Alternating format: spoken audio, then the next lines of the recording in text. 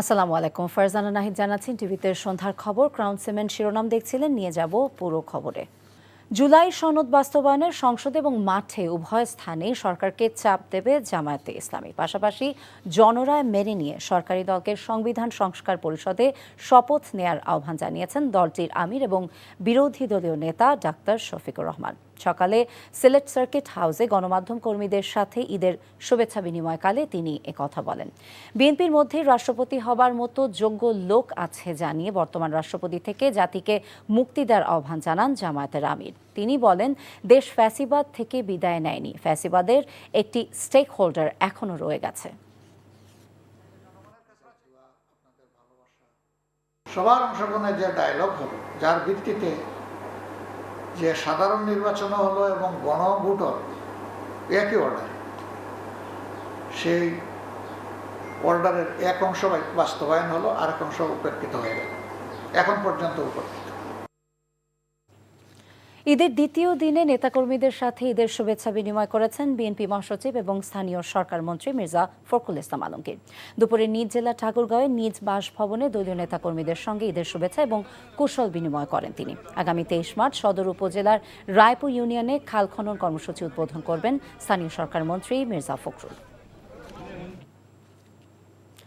ইনকিলাব মঞ্চের মুখপাত্র ওসমান হাদি হত্যা মামলায় প্রধান অভিযুক্ত ফয়সাল করিম মাসুদ এবং তার সহযোগী আলমগীর হোসেনকে 12 দিনের জেল হাজতে পাঠিয়েছে পশ্চিমবঙ্গের আদালত। পরবর্তী শুনানি 2 এপ্রিল।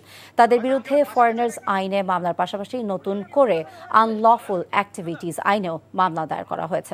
এর অধীনে তাদের সর্বোচ্চ সাজা হতে পারে। এর আগে 14 দিনের রিমান্ড শেষে রোববার তাদেরকে কলকাতার বিধাননগর আদালতে হাজির করা হয়। এ সময় সাংবাদিকরা ফয়সালকে হাদি হত্যার বিষয়ে প্রশ্ন করলে তিনি দাবি করেন এই ধরনের কাজে তিনি জড়িত ছিলেন না।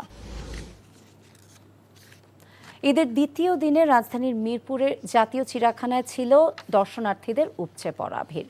ঈদের আনন্দ উপভোগ করতে সকাল থেকেই পরিবার পরিজন বন্ধুবান্ধব নিয়ে অনেকেই ঘুরতে আসেন চিড়িয়াখানায়। চিড়িয়াখানার ভেতরে প্রবেশের গেট থেকে শুরু করে বিভিন্ন প্রাণীর খাঁচার সামনে ছিল মানুষের ভিড়। বিশেষ করে শিশুরা প্রাণীগুলো দেখে আনন্দে মেতে ওঠে। দর্শনার্থীরা জানান, ঈদের ছুটিতে পরিবারকে সময় দেওয়ার জন্য চিড়িয়াখানা একটি ভালো বিনোদন কেন্দ্র। তাই ঈদের আনন্দ ভাগাভাগি করতে তারা পরিবার নিয়ে এখানে ঘুরতে আসেন।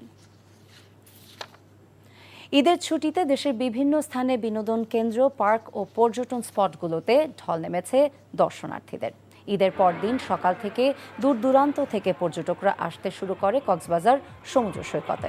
সৈকতের লাবণী পয়েন্ট, সুগন্ধা পয়েন্ট সহ গুরুত্বপূর্ণ বিভিন্ন স্থানে আনন্দ উল্লাসে মেতে ওঠে মানুষ। পটুয়াখালী কুয়াকাটা সমুদ্র সৈকতে উপচে পড়া ভিড় দেখা গেছে। এদিকে চায়ের রাজধানী খ্যাত মৌলভীবাজারের পর্যটন স্পটেও বিপুল সমাগম ঘটেছে।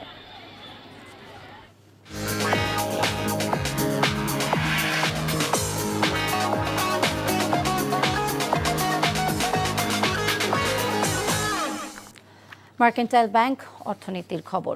ভঙ্গুর অর্থনীতি সত্ত্বেও সরকার সাধারণ মানুষের উপর চাপ সৃষ্টি হতে দেয়নি জানিয়ে অর্থ পরিকল্পনা মন্ত্রী আমির খসরু মাহমুদ চৌধুরী বলেছেন, যুক্তরাষ্ট্র, ইসরায়েল এবং ইরানের যুদ্ধ দীর্ঘায়িত হলে অর্থনীতিতে চাপ বাড়বে। তাই ভবিষ্যৎ চ্যালেঞ্জ মোকাবেলায় সবাইকে সংযমী হতে হবে। সকালে চট্টগ্রামের নিজ বাসভবনে সাংবাদিকদের সাথে আলাপকালে তিনি এসব কথা বলেন। অর্থমন্ত্রী বলেন, যুদ্ধ পরিস্থিতির ওপর বাংলাদেশের হাত না থাকলেও দেশে এর প্রভাব পড়ছে।